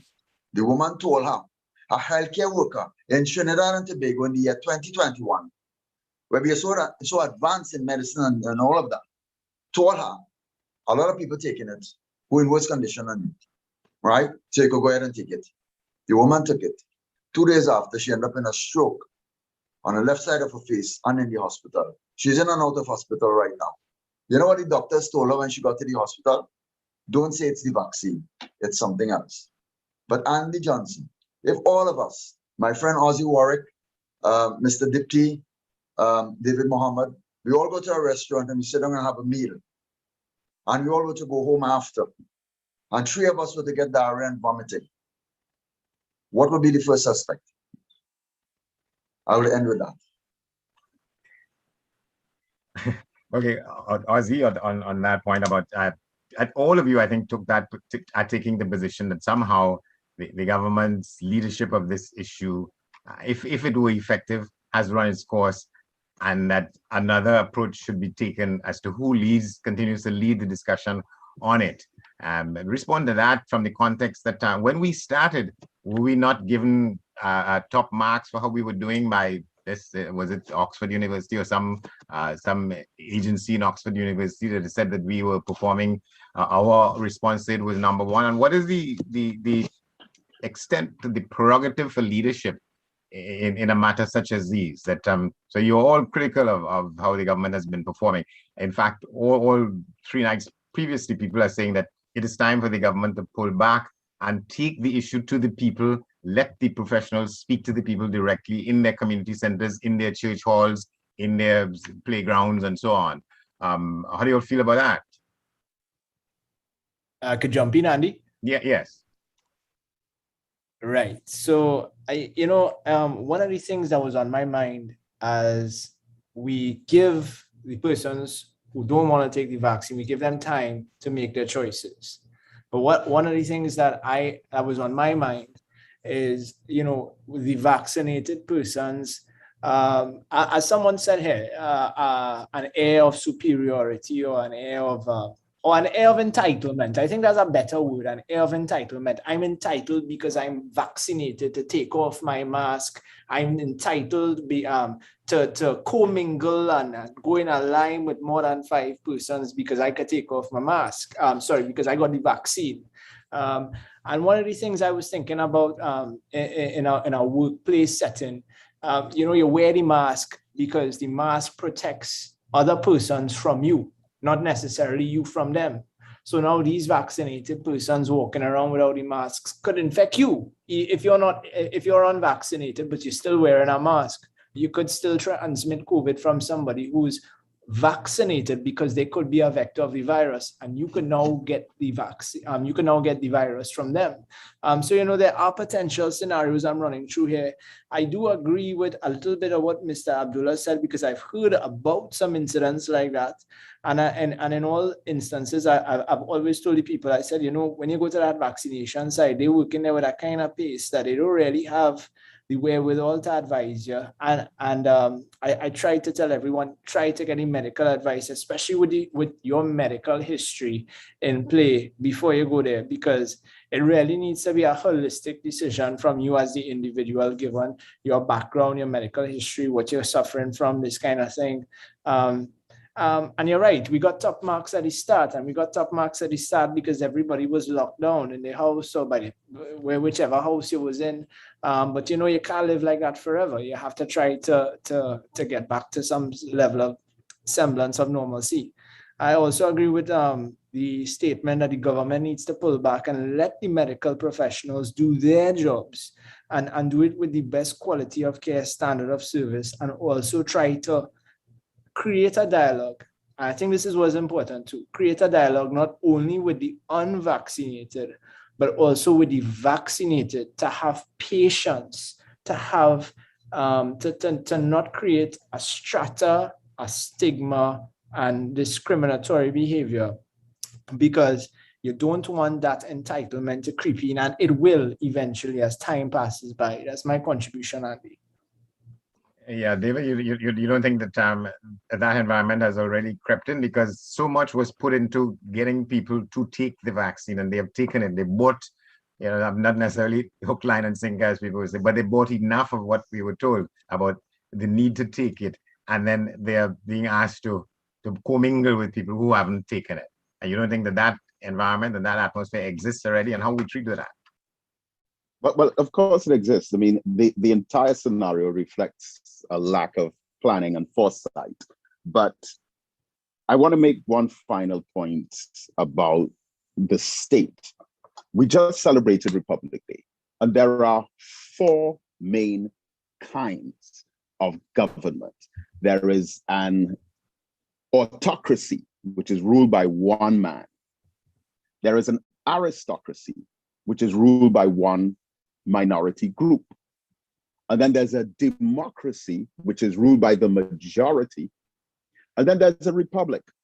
Most people, as I taught in my social studies classes, are unable to distinguish between a republic and a democracy. We try to say that a democracy is one version of being a republic. But what a republic really is a transformed society. Most of the classic cases of countries that were republics, America, France, China, Haiti, they were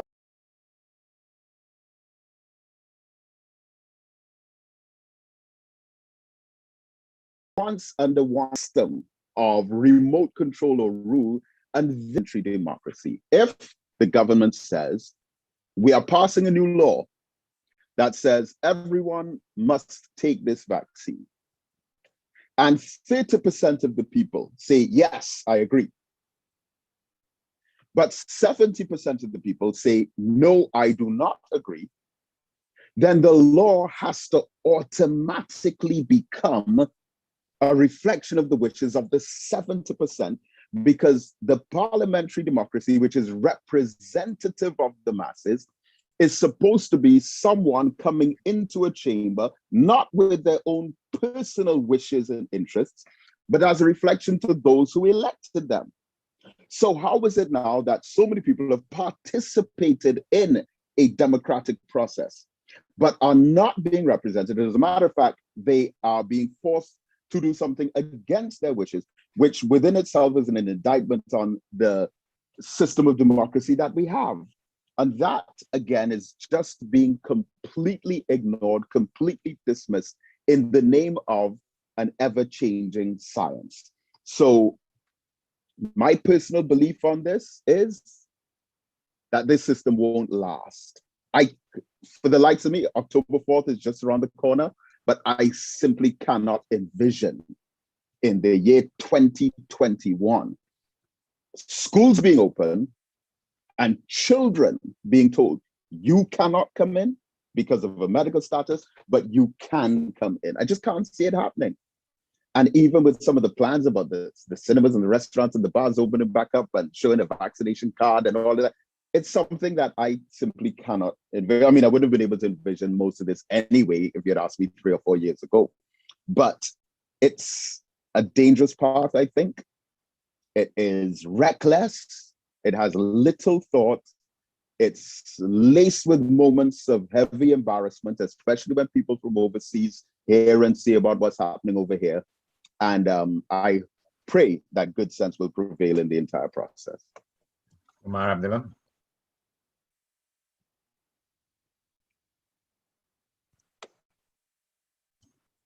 Unmute your mic. Yes, I agree with David Mohammed. Government has become very reckless in this regard, and they've started to make a lot of mistakes. And I just want to point out just one element of that. Children who are being told that they cannot return to the schooling system because they are not vaccinated, and according to the argument that Rosemary and Tanya put forward, they are not immunized. So what is immunization? Immunization is a process whereby a child goes through taking a vaccination or a drug of some sort to prevent them from getting a disease or prevent them from spreading a disease. This injection does not do that. You can still get it, you can still spread it, you still have to wear the mask, you still have to social distance. Government is breaking their own laws in this regard, right? And what we are saying is that they're continuing to make errors and mistakes like this.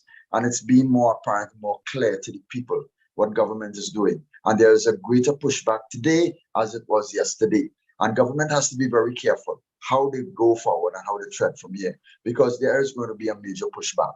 And, as I'm talking to you, Mr. Johnson, just 2 days ago, a police officer, and the question is, we, as Mr. Dipti would have said, we have to allow for the medical professionals to come in and educate us and so on. But we have to be able to get those medical professionals whom we trust, right? Could we really trust those medical professionals? Because just about 2 days ago, 3 days ago, a police officer's wife, pregnant with twins, went to a doctor.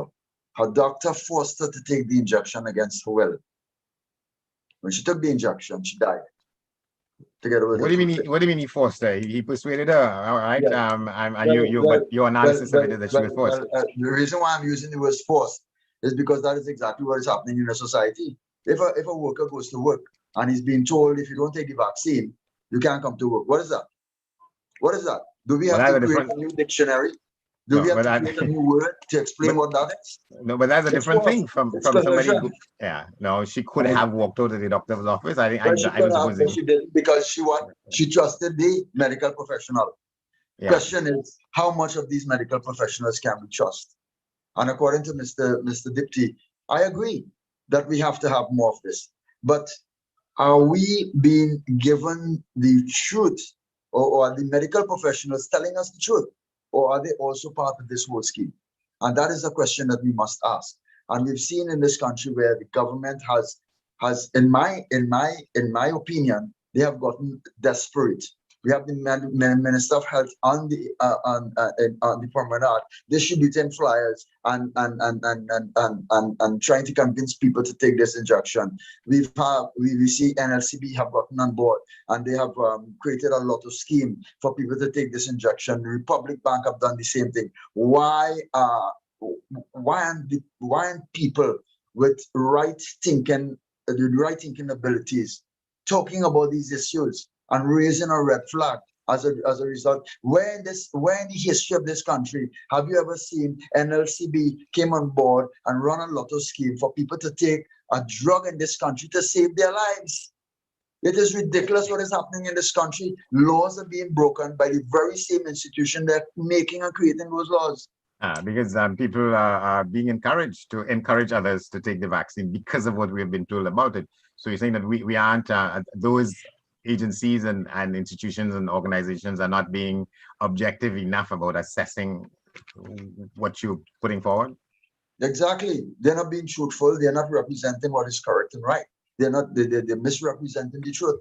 And we've seen the government do this on many occasions. I indicated when they went ahead and inoculated the old age pensioners in this country, when the WHO stated clearly there was no efficacy in data. Why would they do something like that? Why would you expose your citizens? And while I'm on that point, Bill Gates in 2010 said that we have to, reduce world population, and in so doing, we have to use methods like vaccinations and so on. The Minister of Finance came and said, on the heels of that our old age pensioners are a financial risk. And soon after that, the government took the reckless decision on sending our old age pensioners to get these vaccines. As soon after that, we saw there was a rise in old age deaths in this country. So your position is that this is a conspiracy that has been inherited from some of these world leaders such as Bill Gates, and you named somebody else who was saying that what this period would lead into. So you're suggesting, I mean, what I'm getting from it is you're saying that all of this is manufactured for some reason. All of it. And that is why that's why 70% of the population are hesitant. I am telling you, 70% of the population, they're hesitant. And I don't know what plan this government has. And the Prime Minister keeps hinting at it, that he may have to use draconian measures, all right? Talking about Australia and other countries and so on. Why not talk about Israel? Why not talk about Israel, who are 80% vaccinated and yet still they can't achieve herd immunity? Why not talk about Israel? Let's talk about Israel. Let's talk about America. 74% of the population, right, who have gotten both vaccinations, double shots, right? There are breakthrough cases. Let's talk about that. No, you don't want to talk about that. You want to talk about Australia. Because he said that other countries have taken firmer positions. So he stressed that, but he said that they are in a better position than us. So we're not in as good a position. Well, those restrictions are quite different from ours as well, right? Australia is not Trinidad and Tobago. Yeah. The culture of the people in Australia are not the culture of the people here in Trinidad and Tobago. We're gonna wrap it up in 2 minutes. I just wanted to go around the table again and get a perspective from you all. The question is, though we still working for a formula by which vaccinated people and unvaccinated people can coexist without what you all are suggesting would be a form of apartheid. Get 30 seconds from you on that, Rajiv, if you have to restate what you've stated already. Well, I just want to thank everyone on the call here. And if you don't mind, I'll call you all brothers. This was a good discussion. And I just want to say that this discussion will continue to take time. It will continue to take empathy. It will continue to take compassion. It will continue to take understanding. And as long as these human qualities remain at the center of our approach, going forward, how we shape that approach, Andy, I think that will be key and core to how we deal with this going forward. Because without that, there's always going to be conspiracy theories and things that abound. And we have to understand that mistakes always, they do happen, they will happen, and they will continue to happen. And I sign off tonight thanking everyone here from the Contract Union Workers Association and my colleagues and yourself for an engaging session. Thank you. Thank you very much, David Mohammed. Yes, well, I want to also express gratitude to you for the opportunity to share some of these thoughts. I mean, in everything on the media, whether it's economics, politics, law, the media covers both sides of all views and opinions about each of these matters. But when it comes to COVID-19, the media puts only one side of the story on, which is those who say vaccinate, vaccinate, vaccinate, and nothing else. I hope we get an opportunity to explore the issue of ivermectin, of which 4 billion shots have been administered by or under the auspices of the World Health Organization into human beings. a number more than half of the world's population. But I want to urge us to, and I've been saying this even before we even knew what COVID-19 was, we have to begin to live in our communities in such a way to make ourselves as self-sufficient as possible, to pool our resources, start to grow our own food, teach the culture of agriculture, establish skills banks and think tanks, settle our differences, keep our communities crime-free, our living healthy, take the vitamin C, the vitamin D, eat fruits and vegetables, drink water, fast, exercise, and pray. And once we live those basic principles, I think that would also help protect us from the pandemic. But thank you very much also, Andy, and to the organizers of this event. Thank you very much. Ozzy Warwick, you have the last 30 seconds. I'd like to thank Andy, your good self, always a good moderator. I'd like to thank the National Contract Workers Association. And of course, I'd like to thank my comrades and brothers, comrades and brothers in arms, if I do say so. That include you, Mr. Dipty. I just want to say that vaccinated and unvaccinated, we have to coexist. And even in this diverse panel of a trade unionist, 2 religious leaders, and a businessman, we actually did have some common grounds. And I want to end with focusing on those common grounds. We all agree that there should be no mandatory vaccination, and that there is need to rebuild trust, and that there's need for more dialogue.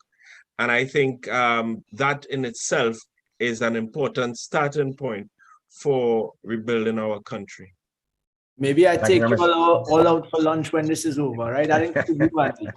Yes, thank you very much. Well, let me just also say that I think we have created some envy among the panels in the previous 3 nights, because we had said that we would keep these discussions to 90 minutes, but because of the force of what we were seeing and hearing and participating in, there was an appeal that we go an extra half of, which we have done. So our thanks to all of you. Thank you. Thank you. Thank you. Andy Johnson. I'm Andy Johnson. Thanks for being with us. Thank We'll have a wrap-up session tomorrow evening with Mr. Christopher Jofield himself, the man behind the organization, the National Contract Workers and General Employees Association of Trinidad and Tobago. See you. Okay.